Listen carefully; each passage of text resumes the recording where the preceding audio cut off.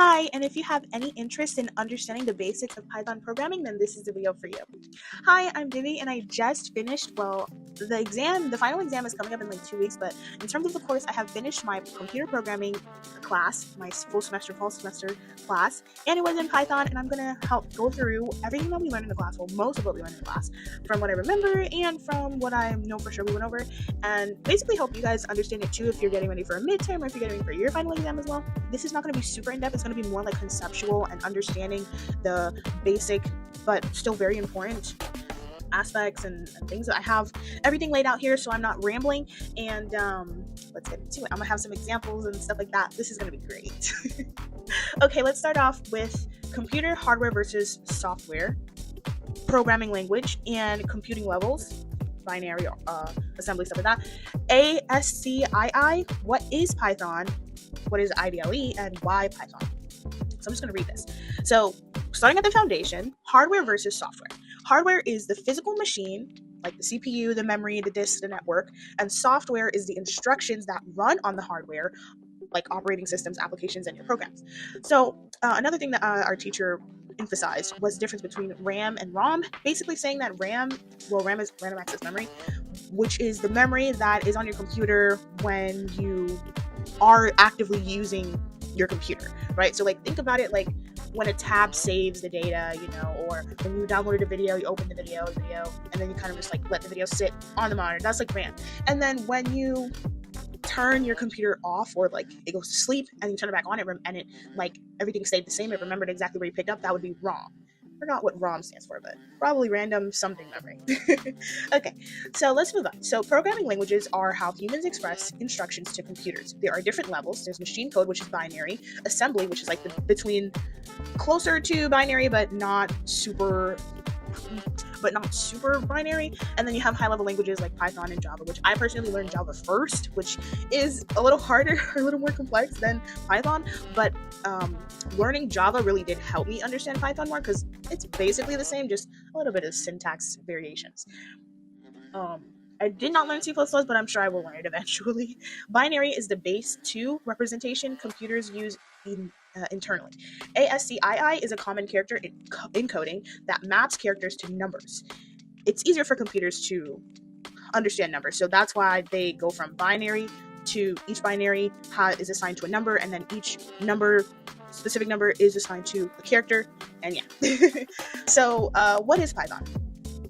Okay, so Python is a high-level interpreted language. If I lean back, you guys can still see me. So yeah, Python is a high-level interpreted language. It's human readable with powerful standard libraries. The IDLE is a bundled development environment. Other popular editors are like Visual Code and stuff like that. So you can also run your scripts in command line, which I tried. It's not very user-friendly because everything is just text on like a black background. It's terrible. Yeah, so Python is concise, it's readable, it has great libraries for data, web, and automation, and it's ideal for learning fundamentals quickly. So now you know what Python is, now you know how we use programming languages like Python on a computer. Let's talk about the syntax decoding of Python. So the very first thing, everybody loves, if you're a coder, the first thing that you do in any programming language that you're starting to learn is you type in hello world, hello coding world, hello Python world, and you do that statement. The print statement is essentially the function that you use to display text, right? So whatever you put in your print statement, it is going to output something, right? So if you put 2 plus 2 in your print statement, it's going to output the computation of that, which is 4. If you put in quotation marks, 2 plus 2 is going to output the 2 plus 2, like not the computation, but literally the number 2 plus symbol 2. That's what it will output. So that is the task of the print statement, and we use this base, as you probably can assume, all the time, but in more complex ways. Just to let you know, there are 3 ways you can use quotation marks to basically denote a string. I think that's the word for it. You can use single quotations, you can use double quotations, you can use triple quotations. Triple quotations allow you to break your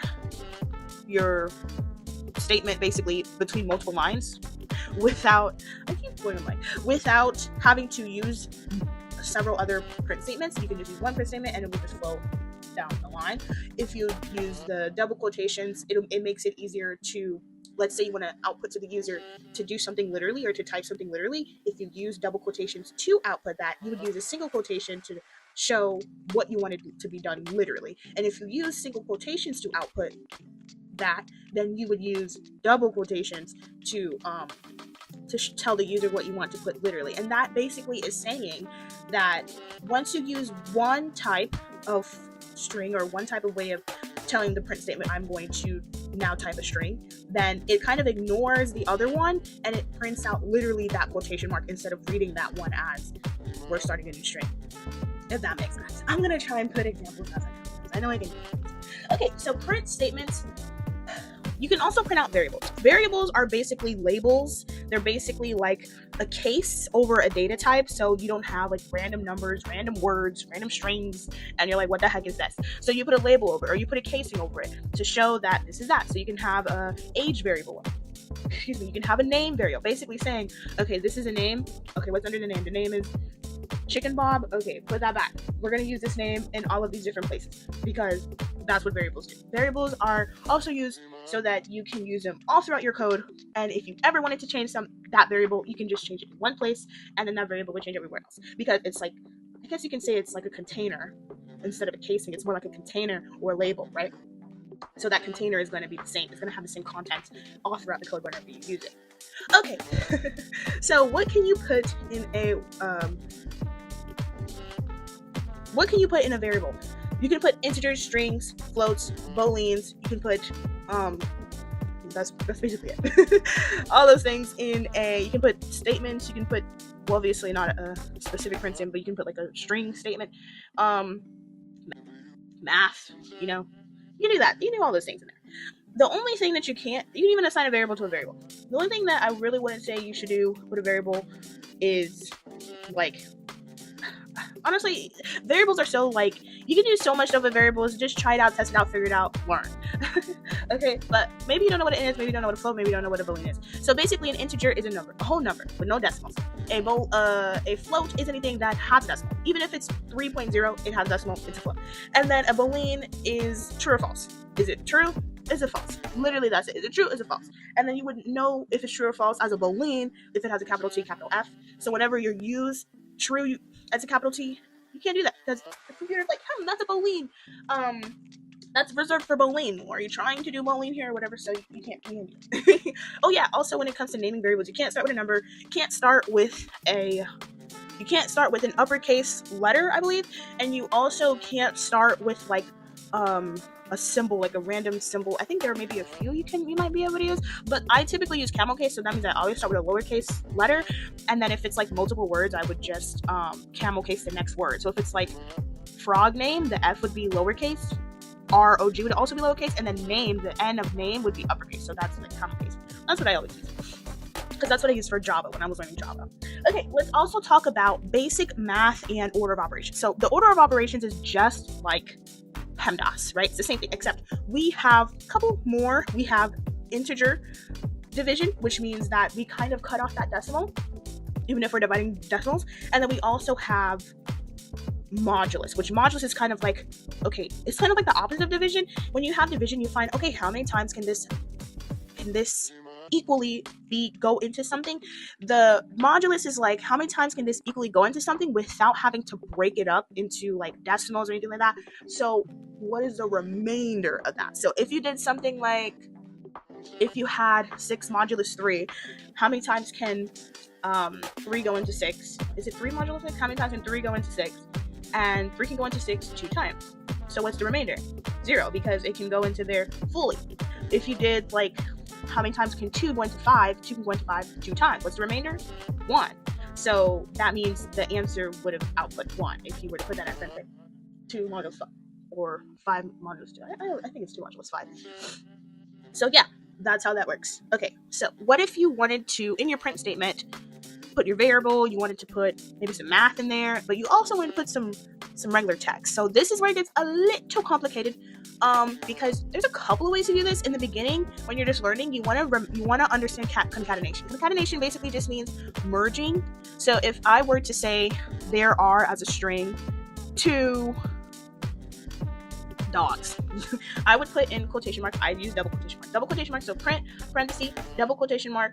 There are close quotation marks, plus sign, 2, plus sign, quotation mark. Well, I guess I could do like plus sign 4 divided by 2. Just get a 2 because I can just put the 2 in the print statement if I really wanted to. But if I put the 4 divided by 2 in the print statement, it would not compute because it's in the string. So that's why I use concatenation. So it would be there are quotation mark plus 4 divided by 2 plus quotation mark dogs close quotation mark. And then if I put that, it would merge all together with no spaces. There are 2 dots. What if I wanted the spaces? Then I would use commas instead. So I would use quotation marks and then I would use comma, 2, and then comma, dogs. Obviously in the open and close quotation. And then that would give me the spaces that I desire. Now, what if I wanted to take that a step further and I just, because that can get a little messy when you start to do complex print statements. So we use F formatting. And F formatting is basically that F right before the very first quotation mark. And that lets the print statement know we can use curly brackets, and the curly brackets are not meant to be outputted literally. It is meant to tell the print statement that we are going to do computations. We're either going to read a variable for what its data actually is, we're either going to do math, we're either going to call something, or like whatever the case may be, that isn't just printing out something literally. It's a way to not have to use concatenation or have to use commas, but still have a clean print statement that does what you want it to do. Okay, so yeah, that's pretty much it. We also have, are they called escape sequences? Is that what it's called? Anyway, whatever those thingies are, it's a backslash, and then you have like the letter that, or the symbol that tells the program, this is what I want you to do. For example, the main 3 that we use is the \n, which means next line, start at the next line. I typically use that for formatting purposes to divide my moduled output of code. And there's also \t, which means tab. This is good for formatting as well. And then \\, which basically just tells you to add an actual slash. So maybe you want to put a slash sign inside of your print statement, but you actually want to show the slash. Putting the slash alone isn't gonna work. So you would just put the backslash, the double backslash. Because when you put one backslash, it's expecting something else. Okay, so that's a lot, but I hope that you got it. Okay, let's talk about input. So now that we know about strings, print statements, typically you have a print statement to output something, right? And you're outputting something to the user. Maybe you're telling the user, print your name. You can also do this in your input statement by using the input function, which is literally the word input, 2 parentheses, and then use the quotation marks inside the parentheses and say, print your name. And then maybe like a colon, space after it, and then it's gonna display that text and allow them to print their name at the same time.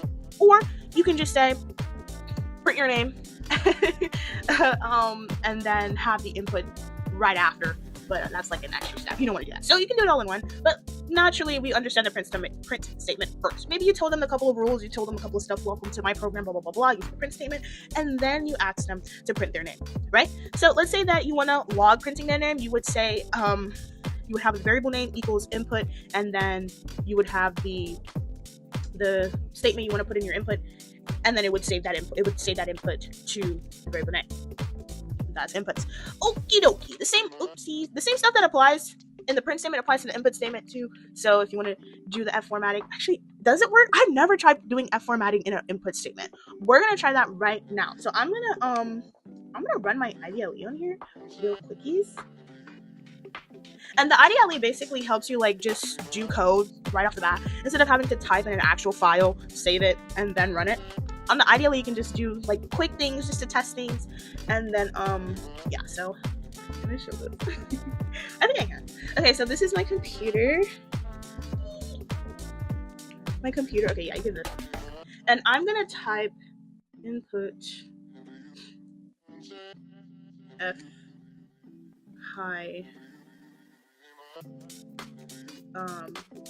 curly bracket. Where's my curly bracket?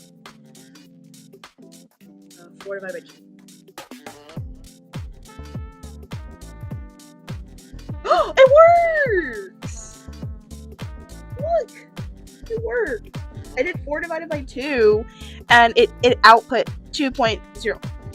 Remember, when you do division, you're always going to get a float, unless you do into the integer division, which is the double slash, and then it cuts out that decimal for you. But yeah, it does work. So basically, like I said before, the same stuff that applies to print applies to the input. It's just that the input also asks you for your input. Okie dokie. That's why it's still flashing, because it's waiting for my input. If it finished, it would have displayed this line here telling me, okay, what's the next code? What's the next layer? What's the next step? Okie dokie. So let's move on. Okay, let's talk. Ooh, I'm gonna have to probably make a part 2. This is gonna be a long video. Let's talk about integers, floats, stuff like that. So basically, if your input is always going to be a string, and if you want your input to be like a number or a decimal on purpose, because maybe you're going to use that later, then you want to use the function int parenthesis or float parenthesis, and this is either going to turn it into an integer or into a float. Note that you cannot turn strings into an integer or float, so if you try to do that, you will get an error. And then of course, try except. When you get an error, it crashes your program. So to prevent crashing and have a smoother program and allow the user to try again, you use try except. You can avoid this by using if else statements. So basically saying, if the input is 2, then continue on with whatever the heck you want to do. But if the input is anything else that is not a 2 or 3 or whatever you put in there as a condition, then say, sorry, that's not a valid input, put something else.